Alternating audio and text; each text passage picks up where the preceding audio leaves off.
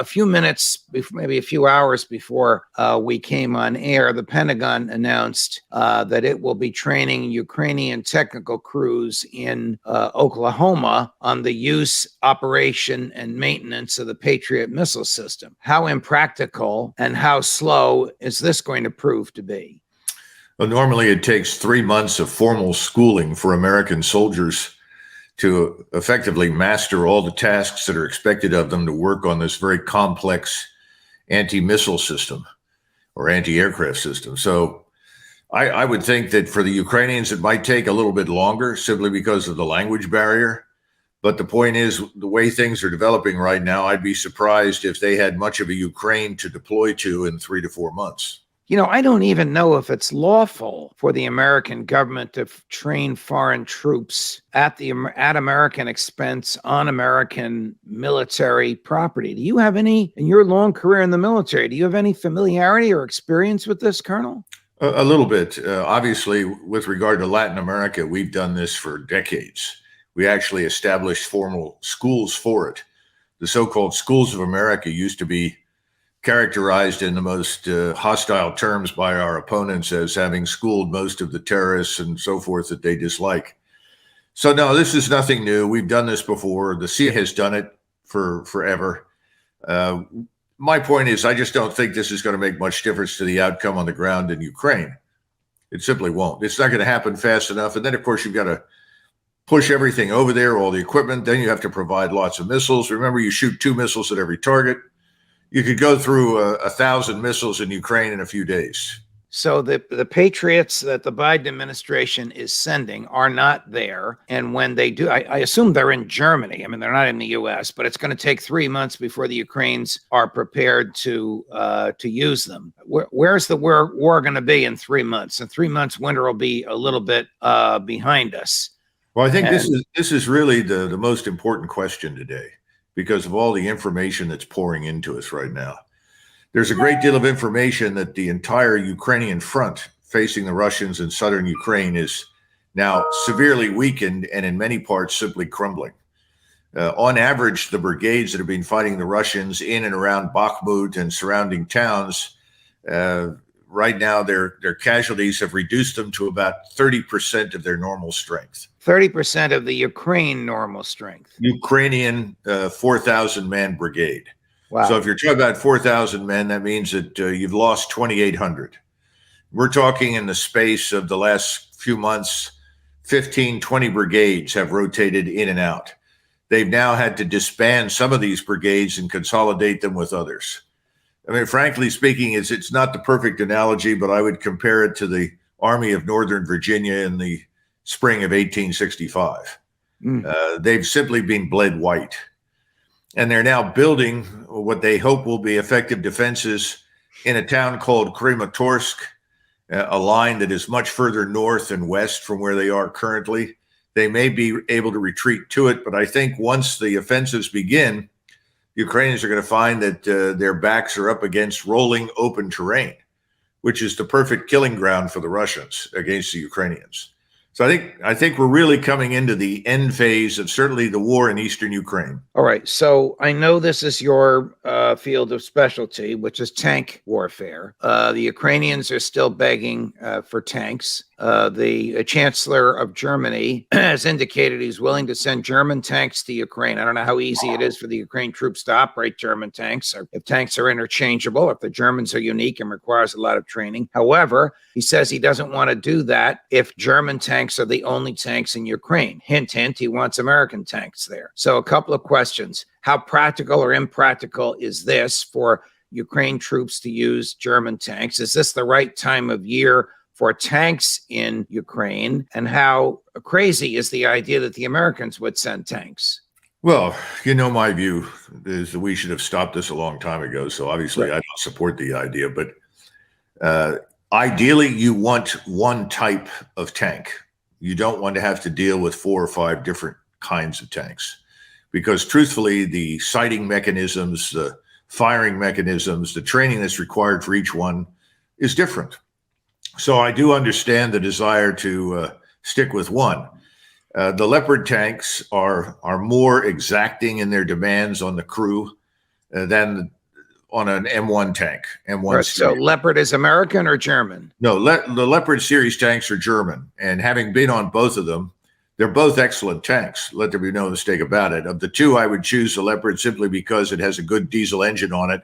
You don't have to refuel it every 6 to 8 hours. So from that standpoint, I would do so. I would opt for the German thing. But I understand the German position. I think the Germans are worried, and justifiably, I would add, that they're going to be hung out to dry. And their equipment will not only be destroyed, but in many cases captured. I think that's also a concern on the U.S. side. I think we know that the Ukrainian armed forces are crumbling. Is this a mechanism for introducing German troops and American troops on the ground? Well, the equipment's there and you guys can operate it better than we can, and you don't need the lead time for training to use it because you already know how to use it. Is that what's coming? Well, on the German side, I can tell you that if they were trying to secretly or surreptitiously introduce their equipment that could be manned by Germans into the theater, the German government would be thrown out of office within 24 hours. There's no support in Germany to send German troops, certainly not to Russia, certainly not to fight Russians. On our side, I don't know. I suppose that's a possibility, but I've seen so little evidence for a coherent strategy, so little evidence for serious pre-planning and preparation that it's hard for me to believe anybody's thinking that far in advance. Earlier this morning, you sent me an email that you had received from an Australian colleague and observer of what he saw on the Ukrainian front. Here's what he said to you. According to an Australian source near the Bakhmut area in daily contact with the frontline Ukrainian soldiers. In my opinion, that talks about a Ukrainian offensives are nonsense. They deluded dreams of the Kyiv cabal to continue their push for more money, weapons, and support. The mood on the ground here is not good. Soldiers are severely under-equipped. Morale, from what I can see, is very low, and there is resignation among the ones that I talk to that they will fight on bravely, but that outcome is not in question. Interesting, Colonel, the outcome not in question. They know that they are facing a well-equipped, disciplined, and strengthening, another interesting word, strengthening Russian army. Confidence in the government or their leadership, that's the Ukrainian government, seems low, and there is rising anger amongst them. The same is true of ordinary people. Many are now speaking up. Many are openly critical of the Zelensky administration. They're openly angered at the West and feel betrayed. This will not end well. Okay, let's unpack this and let's start with the statement that was highlighted at the end. Are the Ukrainian people getting sick and tired of this, and do they no longer support the government's military resistance of Russia? I think there's a great deal of evidence that people are frustrated, angry, exhausted. There's no question about that. We see a lot of evidence for the Ukrainian secret police, the SBU, gearing up operations, for instance, in Kherson, which was recently seized, and down in Odessa, where they are arresting people and in some cases, I'm told, torturing or even executing them for ostensibly pro-Russian sentiment or expressions of defeatism. This sort of thing, I think, is an indicator that, yes, there is growing discontent. On the other hand, I do admire the Ukrainian soldiers who are prepared to fight on, even though they recognize that they have no chance of winning. What is the nature of conscription now in Ukraine? Have they lowered the age? Are they still going door to door looking for males, young males? Well, my understanding is, yes, that they're going to press into service anybody they can find who looks capable of carrying a weapon. And the problem, once again, is even though you're picking up hundreds of these people each day, putting them in uniform, handing them weapons, giving them modest training, if any, they just don't have the non-commissioned officers and the officers with experience to lead them anywhere. And so most of these people are literally lambs being led to the slaughter. You have talked at length about the significance of the call up of previously active duty, but then on sort of National Guard civilian life, Russian soldiers coming back to active duty. And you've opined that that number is about 300,000. They've been in training since September. Here it is, January. Are they ready? Are they there? Have they entered the theater of war? Does General Zaluzhny, the commander-in-chief of the Ukrainian military, know they're coming? I think Zaluzhi, actually does know, and he made that very clear in his interview with The Economist, where he said their mobilization, quote unquote, has been effective. The numbers are indisputable. They are well trained. They are well equipped. He's made that very clear. I think that, frankly, the Russian forces are ready. But keep something in mind: any commander you ask on the eve of war is always going to tell you, "Well, I wish I had more time." I mean, in 1991, the unit I was with, the 2nd Cavalry, we were extremely well trained, and as we discovered, probably overtrained for the task that we were assigned, but we had no way of knowing. So your predisposition is always to say, well, if you can give us a little more time, I think we'll be that much better. I'm sure that some of the Russian commanders have a similar attitude, but the truth is, I think they're more than ready for what needs to be done. There's very little facing them up north, and that has to be understood. There are very few brigades, 3 light brigades, and if they're at full strength, that's 12,000 men. And you're talking about an offensive that will consist of 80 to 100,000 men just in the combat force. That is the people that are going to roll in to Western Ukraine. So, no, I think they're ready to go. Plus, remember, there were also 80,000 Russian volunteers in addition to the 300,000 reservists. These are people that want to fight.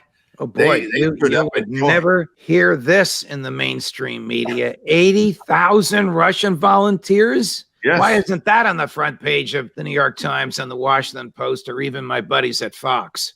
Well, I think we know that contradicts the narrative that everyone in Russia is angry and wants to rid itself of Putin, when the opposite is obviously the case.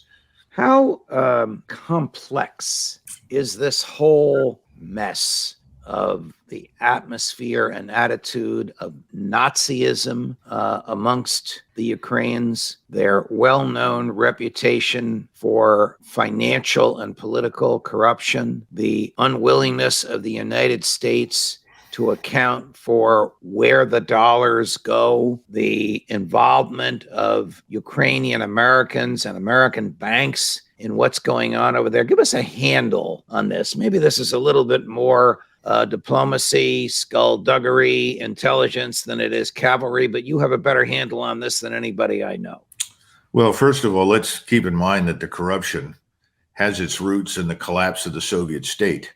That doesn't mean that the Soviet Union was devoid of corruption. Absolutely not. Corruption has always been a fact of life in the Soviet world, much as corruption is a fact of life in much of the Latin American world. But the degree of corruption now is beyond anything that existed previously. And that's because everything broke down in Ukraine. And Ukraine also possessed factories that produced everything from tanks to missiles and aircraft. There were things in Ukraine that the oligarchs wanted, the people that took advantage of the destruction of any kind of social or political order. Into this, we step with the goal of building a powerful force designed for one purpose, which is to attack Russia and harm it, if not dismantle it. Remember that the force, when Putin sent his interventionist forces in, and initially only used 80,000 men, he was facing a Ukrainian force of over 400,000 that had been heavily trained and equipped to attack and ultimately retake Crimea. So you combine the corruption with this development, and the corruption actually makes things worse. And we had this experience over many years in the United States, where we will go in and we will create deformed economic conditions. In other words, we'll create new economies that never existed, are entirely dependent upon the largesse of American aid and assistance. That's happened in Afghanistan. We did that in Bosnia and in Kosovo. We did it in Vietnam. In other words, our very presence just breeds more corruption than would otherwise have been there. When George W. Bush sent American dollars to Iraq, it was literally a truckload of cash. Right. How does the Biden administration get money to Ukraine? Do they just deposit it in a JP Morgan Chase account in New York and shows up in an account in a JP Morgan Chase account in Ukraine? They're not literally, like Bush's people were doing, flying dollar bills across the Atlantic, are they? I don't think we have to do that, because we have a semblance of a more developed financial system. And to answer your question, all you have to look at these photographs of President Zelensky sitting with Larry Fink, who is the chief executive officer for BlackRock, Right. along with our friend Bankman Fried from so-called FTX, who was also at the table. I think if you look at these things carefully and you understand who controls the financial system in the United States that is in league with the Congress, it's not very difficult to transfer funds. Again, how many billions went there? Where have they all gone? Nobody really knows. I mean, we can't even audit the Department of Defense. I mean, stop and consider that. How could we possibly audit Ukraine or anything in it that is hopelessly corrupt and considerably more backward in the way it does business than we do it? It's anybody's guess, but I suspect that whatever we've sent there, at least 40 to 50% has been siphoned off, probably ended up in banks in Cyprus or other countries where we know oligarchs maintain accounts. Let me go back to the quotation that I read, which you sent me earlier today, the observations from the Australian journalist at the front, and that is the demoralization of the troops. So you're nodding when he was saying it's an atmosphere of resignation. They still love Ukraine. They still want to fight for it, but they're becoming to accept the realization that their fighting, though valiant, brave, and historic, is futile. Agreed? Yes, and we've had these reports over the last 2 or 3 months. They've simply become more voluminous now than they were before.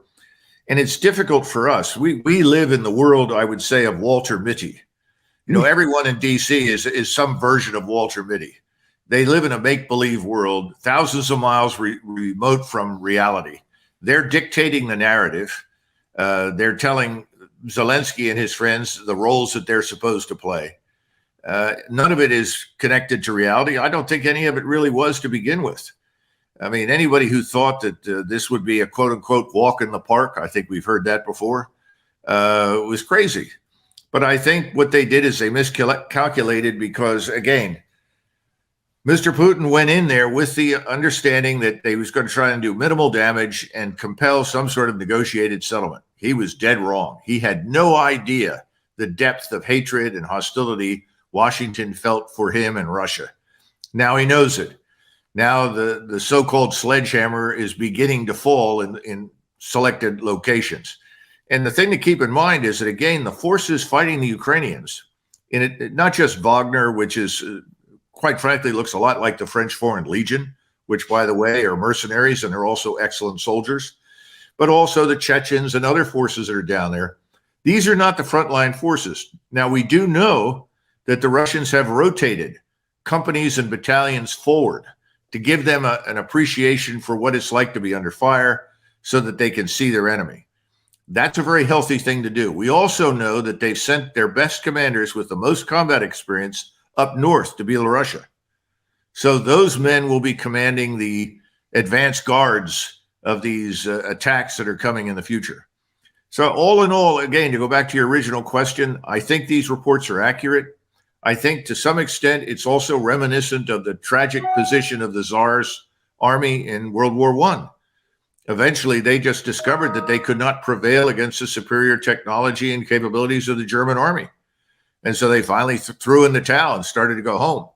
If I were Mr. Zelensky, I'd be very worried, first and foremost, about my troops coming back to deal with me long before the Russians get there.